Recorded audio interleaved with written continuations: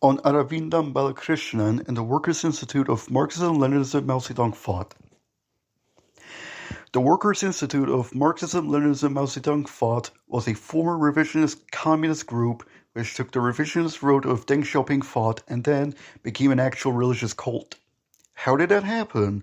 Were the police 100% correct about the events within the group?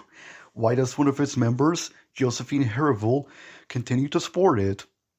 All this will be talked about, and we can find out how a group of self-declared communists became revisionists and then become a cult. In the early days of Balakrishnan and the Workers' Institute. Aravindan Balakrishnan, or Comrade Bella, who was born a Malayi, just like me, on July 16, 1940 in Kerala, who later moved with his family to Singapore as his father was a soldier who would be stationed there. Aravindan Balakrishnan would be surrounded by the metaphysical and reactionary ideology of the reactionary feudal order as he grew up, with his own mother apparently believing that Balakrishnan possessed occultist powers and nicknamed him Black Ton. This reactionary metaphysical ideology, which Balakrishnan would wrongfully claim to have broken from, would certainly show up in his future actions in the CPEML he'd split from and WIML-MZT, the Workers' Institute of Marxism-Leninism-MZT thought. He would lead to become a counter-revolutionary cult. He would grow up during the Malaysian emergency, where the British state would use intense violence and monstrous force to suppress the Malayan National Liberation Forces, as is typical of imperialist wars on the oppressed nations of the world. Balakrishnan witnessed these events firsthand, and this left him with a lasting hatred of Britain, which is fair. In fact, he would insist that Britain was a fascist state for the rest of his life. This is wrong. While Britain has done monstrous and yes, even fascist things to the people of the world, Britain was and is mainly a bourgeois democracy with aspects of fascism in it. However, the bourgeois democratic aspect is principal and the fascist aspect is secondary. If you want an actual definition of fascism, then look to the A short introduction to the MLM conception of fascism. Balakrishnan would be educated in the elite Raffles Institute Secondary School and then enter the University of Singapore.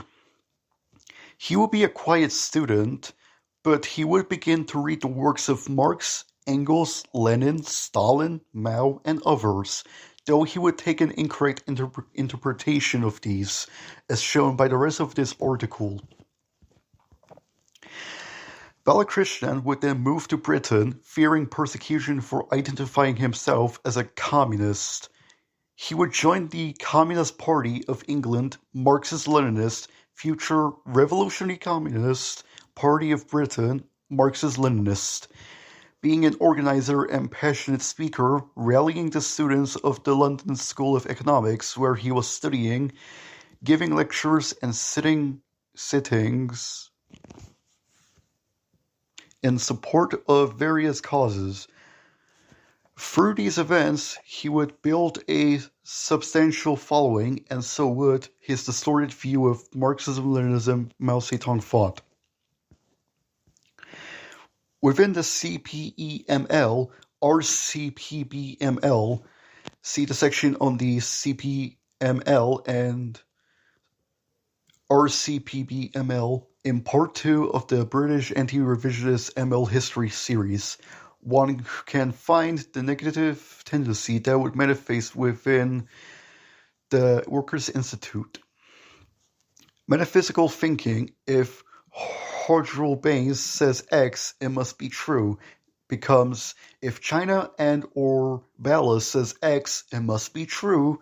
Ultra-left posturing this to somehow attempting to build stable revolutionary base area in Brixton During a period of no people's war and without any support from the masses, that becomes rightism. Supporting Hoja's rightist attacks on Mao becomes the supposed international dictatorship of the proletariat of Hua Guofeng's revisionist China, which we will talk about later. Balakrishnan would have his Singaporean citizenship revoked, both because he was a communist and because he was accused of leading a probably fictional, well, possibly not so one the part of Bala, but fictional or at least only in planning stage by mass, plot by the Malayan and Singaporean Students' Forum, to overthrow the fascist Lee Kuan Yew government of Singapore. The CPML/WIM-MZT split.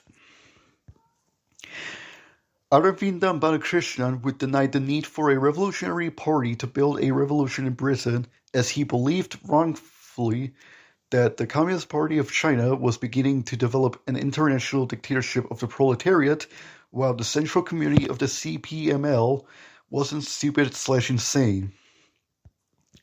The CPEML/RCPBML was, due to their loyalty to Hardy Baines and the CPCML, also beginning to fall under the influence of Imre Hoja, while Balakrishnan would have a slavish loyalty to China, no matter the direction China was going to, whether revolutionary or revisionist. Balakrishnan would hold the metaphysical belief that if China said, did, or supported X, then revolutionaries should as well, even if they were wrong, as China was socialist/socialist. This would lead to him getting increasingly angry at the CPEML for following Hoja. On a more personal level, Balakrishnan would also resent the lack of power he had internally within the organization, especially considering that he was a leading member and had recruited many into the group. Balakrishnan may have felt slighted that he, despite helping build the party, especially among Malaysian and Singaporean student communities, lacked power within it. This is important to study, as often in communist parties, figures, especially from more privileged class backgrounds, petty bourgeoisie, class traders of the exploiting classes, in semi-feudal countries, national bourgeoisie, etc., who are very good operationally/organizationally, will begin to feel slighted because of petty bourgeois desires, even subconsciously, of recognition, fame, and complete power over organizations. While the CPEML was unable to do this on account of being a Bain-site revisionist party, the new Marxist-Leninist-Maoist proletarian vanguard party of the future should struggle against these tendencies to, if possible, cure the sickness to save the patient, as Chairman Mao so brilliantly put it in Rectify the party's style of work.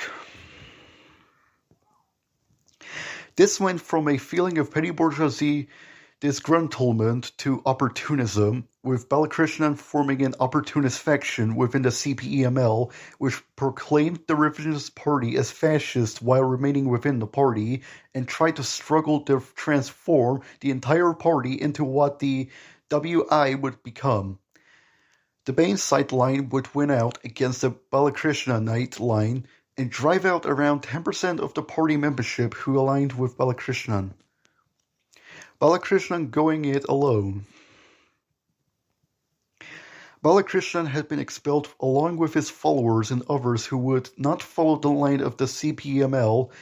This initially unified group would gather around Aravindan Balakrishnan and his so-called Workers' Institute. One revisionist tendency that would be exacerbated within the Workers' Institute was their strange pseudo-Trotskyist attitude to the Communist Party of China. They considered themselves not as a pre-party forming or party, but a wing of the Communist Party of China, waiting for a Chinese liberation of the world through by the People's Liberation Army, Deng's permanent revolution, and a global people's war. This is obviously insane. People's China under Mao may have aided a British revolution if that somehow happened, but Britain's revolution would not be brought by an international dictatorship of the proletariat, Chinese liberation of the world, or whatever else. It is up to the proletarian revolutionaries of their own countries, with the support of their comrades internationally, fought not imposed with no regarding to the material conditions of the countries. I do not know why I'm arguing against this position. It's so absurd. The Balakrishnan group would initially compose about 10% of the CPML and would act as one of the most militant factions within the new communist movement in Britain. Initially, they would take progressive and good actions such as fighting against deportations and calling to support Socialist China during the 12 light years of Socialist China. The ideological ideas that would emerge in an intensified form during the transformation from a revisionist grouping to a religious cult had existed, in the form of a ultra-left, left in form but right in essence.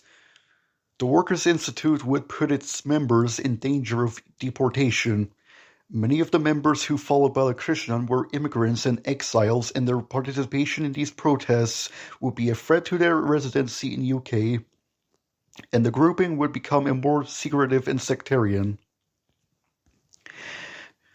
The Workers' Institute would then declare that in 1977 that revisionist China had covertly established the international dictatorship of the proletariat somehow, and that the countries of the world that remained outside of the sphere of influence of Dengist China, the USSR and the USA aligned ones, were actually outposts of reaction waiting for liberation by the People's Liberation Army, which would come any day now. This is so patently absurd and stupid that I'm not going to comment on this. They set out to build a base area in Brixton to fight a phantom people's war against the British fascist state. The group would eventually whittle down to under 20 members. Balakrishnan, his Tanzanian Gujarati wife, Chandra Patni, who he had met at the London School of Economics, and some other women. They would be forced to vacate their initial quote-unquote Mao Zedong Memorial Center in Brixton after a police raid, and were forced to go to Lambeth to rebuild and prepare for their Chinese invasion that would never come. This is where the transformation from a revisionist but legitimate political group to an actual religious cult would begin. Revisionist to a religious cult. Things got worse. The group transformed from a revisionist group, but a real political group, to a revisionist cult. As the 60s/70s wave of revolution hit the shore more softly, sputtering out and dying, the so-called Workers' Institute under Comrade Bala would begin to reject the world, instead isolating themselves within their center. While around half of their members would continue going to work in order to provide funds to the cult, the group would stop all attempts to organize amongst the people and instead try to become model revolutionaries. Balakrishnan would also claim that the British government had tried to assassinate him with a ray gun. While a governmental assassination attempt against Aravindan Balakrishnan is not impossible, the fact that he claimed that they tried to do this with a ray gun, the claim is made in this document written as a defense of Bala, instead of via a far more common and believable normal gun, shows that there is at least some truth in the claims that Balakrishnan was telling his sect metaphysical lies in order to make them more obedient to him. Around this time, Balakrishnan would also use his high position in the group of women to exploit them, both in terms of via their labor and through sexual methods. In terms of labor, about half their members went to work, from where they contributed their funds into the upkeep of the house and for the survival of the members, which on paper seems fine, even good. If you live in a housing capitalism, you should know if you can try to keep the house. However, much of this was also taken to be used by Bella for personal reasons. The other half would stay as full-time as opposed professional revolutionaries. However, their lives seemed more like slavery than revolutionary lives. They would look after Bella, Chandra, and to a lesser extent Chandra's sister. Eventually, the other members who went to work would either leave or end work, and the group would subsist off of benefits given to Chandra's sister, who was disabled. The members of the group by that point would be fully isolated from the rest of the world. He would also create another false form of social control, the supposed Jackie satellite, which had the power to control the world. Jackie stands for Jesus, Allah, Christ, Krishna, Immortal Iswaran. Eknan Iswaran, a famous Malay Hindu religious scholar. Even in the name, metaphysical thinking that led the way for a counter-revolutionary world-rejecting cult is shown, with the use of several reactionary religious figures to enshrine Bella as God within the group. But what was Jackie?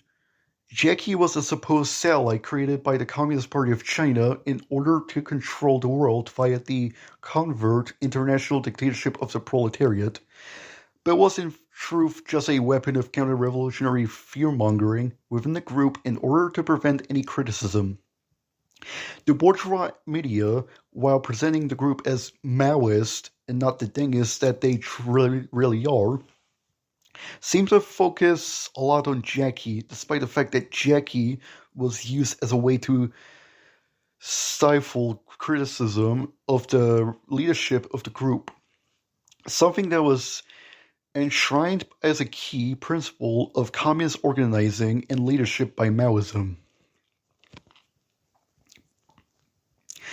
In terms of sexual exploitation, Bella would commit a string of rapes on his followers.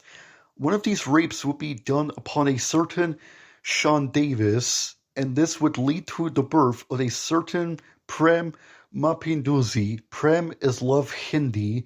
Mapinduzi is revolution in Swahili, literally love revolution. Or as she refers to herself now, Katie Morgan Davis. Project Prem, Katie Morgan Davis. Katie Morgan Davis was born into the group. She was to be a guerrilla fighter for the PLA and perhaps a future leader. She was supposed to, according to Katie, to first somehow take over Brazil and from there the whole world for the Chinese Communist Party. Now, of course, this was just a bunch of lies told to her to controllers. And I doubt the CPC even knew of her existence, but it is a testament to the use of metaphysical thinking to control victims of counter-revolutionary sects. She was told that she was a foundling, though it has since been proved that she was the daughter of Balakrishnan and Sean Davis. Through the years she was in the sect, she would be denied care and love by the members of the group. Bella told them that female nurses holding babies lead to lesbianism. According to her, the worst member would be Sean Davis, her own mother, who would die after falling out of a window. The members would not give her medical treatment. Another, a Malaysian nurse named Oh Ir Eng, would die similarly. Kitty would try to rebel against Bella and run away in her teens. Her attempt to escape would shatter her faith in Bella and his reactionary ideology. As Bella said, if she went outside into society, she would set on fire. And that did not happen. And would contact the police, who in a totally expected outcome would just send her home. Eventually, she would begin an attempt to escape. At this time, Josie Herval would face a personal tragedy, and Kitty would grow closer to her. This would lead to Herval noticing Kitty had lost a lot of weight, and would lead to her helping her to leave to get medical attention. She had undiagnosed diabetes, sending her to see a charity to see who could help them in this. From there, the charity would inform the police, who would raid the house, free Aisha Wahab, another member, and arrest Bella and Chandra, though Chandra would be released later as they could not get a charge on her. Not that she was innocent, mind you, she was just less criminally responsible for the actions of Bella and account of her lesser status than Bella, and there was less direct evidence linking her to crimes, typical of the bourgeois state. Once the police would get involved, Josie Herval would begin to get doubts about this whole thing. They would be moved to Leeds. Bella would be sent to prison after his abuses were uncovered. And the state would use this incident, which was caused by metaphysical thinking and Dengist revisionism, merged with counter-revolutionary male chauvinism on the part of Bella as propaganda against Maoism, which in truth, when correctly applied, is the antidote against Bella and his crimes. KMG is now a member of Labour and in a number of strange relationships which will be talked about later. Aisha is still in Leeds, still friendly with Katie, abandoning Dengism and returned to her birth religion of Islam, and is now just a normal woman who goes to the dentist more than normal. Bella forbade her from going to the dentist as he claimed that he fell out and regrew at 100, and volunteers at a charity shop. She claims, and I believe her as I do not see any reason she would lie about this, to have not been aware of sexual abuse, even as she was aware of physical abuse, which happened in the sect, like many of the members of the group and those in the surrounding areas in Lambeth and Brixton. She now associates Maoism and communism with the revisionist Dengist cult. The other two members, Josephine Herval and Balakrishnan's wife Chandra Patni, are the focuses of the next section. A quick word of Herval and Chandra today, the Workers' Institute for the Advanced Study of Nature. The WI is often reported as dissolved with the raid and the arrest of Bella. This is untrue. Chandra and Herval have continued the organization as the so-called Workers' Institute for the Advanced Study of Nature. The organization produces defenses of Bella to this very day. Most of this is garbage that does not need to be analyzed, but there are some interesting things from the story that should be mentioned. The Workers' Institute reported that Katie Morgan Davis had entered into romantic relationships with a pedophile, Nigel Oldfield, and the guy who punched his child's teacher, Maris Fennick. Maris Fennick, while Fennick did do that, and there seems to have been a crush on Fennick by Katie/Rosie, before she adopted the name Katie, she used Rosie. It does not seem like there was ever an actual relationship. On Nigel Oldfield was a pedophile, have been a pedophile, and had even been threatened by a mob of angry loverbirds after being found out as one, and seems to have been in some sort of a relationship with Katie. What does this prove? Katie has horrible taste in men and hangs around bad people. It does not disprove anything that has happened to her. Katie also wrote for a lack of a better word, edgy poems when she began to rebel against Bala and his cult.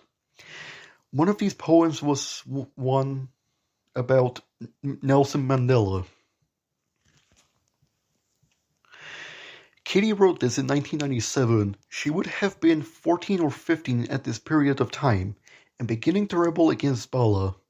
Bala favored political issues were the ones he was most familiar with, that being Malayan politics, British politics, and the politics of progressive circles in the 80s. At that time, the anti-apartheid struggle was a key arena of the struggle, and so Bella would have been supportive of Mandela and the ANC, as most correctly were. In fact, considering that what Bella had said before, I would not be surprised if he had claimed that Mandela was an ally, part of the Bala Chinese international dictatorship of the proletariat.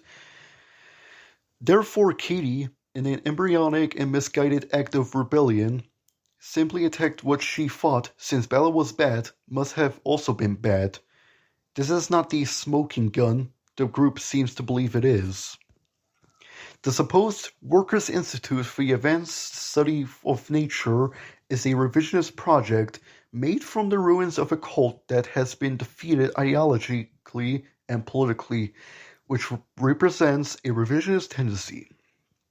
It has been superseded dialectically, and in truth is of no further need to be analyzed, other than psychologically in the case of the make-up of its two members. Conclusion. Aravindan Balakrishnan is dead now. His group is shattered and unable to hurt anyone. Few remember him other than as a case study in false imprisonment. What can we learn from the experiences that lead to him transforming his revisionist sect into a religious cult? Metaphysical thinking, idealism, and reactionary ideology, as well as male chauvinism, something that is a recurring theme in these horrid revisionist sects, must be firmly targeted through criticism, self-criticism, and ideology struggle. Comrades must be ready to be humble and not exaggerate importance. Comrades must avoid the formation of small sects. Comrades must critique all things. Comrades must also not do child abuse or abuse of any kinds. As obvious as that sounds, this incident has proven that it is not so obvious. Leadership must not exempt itself from criticism and must not misuse its authority, rejecting the masses in favor of metaphysical concepts and saviors from above, or in this case from the East, China, who cannot be criticized, will lead to abuse and revisionism. These are the lessons we can learn from the history of this revisionist sect. Down with Dengism, down with revisionism, down with cults.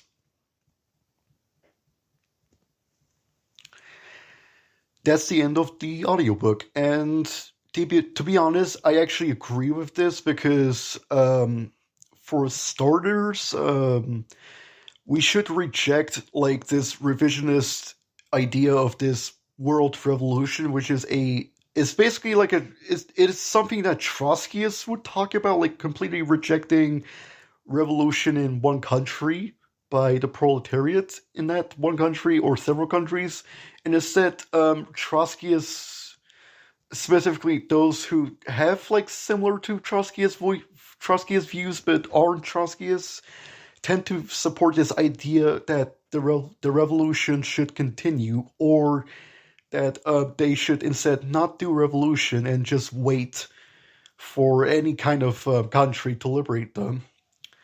So for the case of this opportunist cult, so basically at the beginning, they did start as a revisionist group, and they supported this revisionist tendency that they reject revolution, and instead they are basically this sect of the Chinese Communist Party, officially known as the Communist Party of China. And of course, So they reject revolution in Britain, and instead, the Workers' Institute wanted for the British people to just wait until China would supposedly liberate the British people.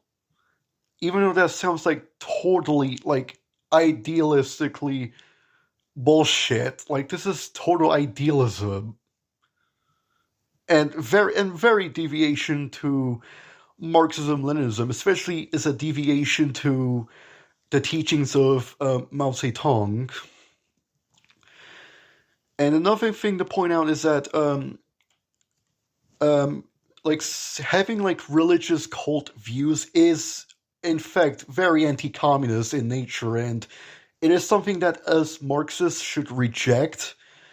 So it is important for us Marxists to not only oppose revisionism, dogmatic revisionism, and opportunism, but we should also oppose cultism, because cultism is very dangerous due to its idealist nature, and it would not actually lead the proletariat to building socialism or even lead them to revolution. Instead, it would just lead a dead end to the proletariat, especially within the members of the supposed Communist Party that you're supposed to lead. So we should reject cultism. We should also reject the idea of hero worship and the cult of personality. Anyways, this article was written by Shobhiku Vasi, who is a Marxist-Leninist-Maoist, or at least an advocate or a sympathizer of Marxism-Leninism-Maoism. If you want to read this article for yourself, then the link will be posted in both the description and in the comment section. Anyways, keep the red flag waving, comrades.